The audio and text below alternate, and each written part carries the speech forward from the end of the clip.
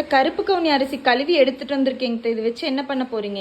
இதை வச்சு ஒரு பொங்கல் தான் பிரியா பண்ண போறேன். சரிங்க. 1 டம்ளர் அரிசிக்கு 3 டம்ளர் தண்ணி முதல் கொதிக்க வச்சுக்கலாம்.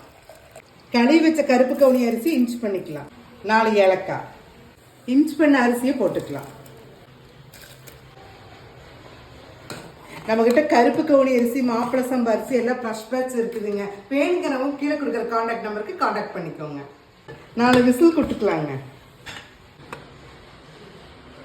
நல்லா சாதம் வெந்துருச்சு. கெட்டி தேங்காய் பால் வந்து ஒரு 1/4 கப் எடுத்து ஊற்றிக்கலாம்.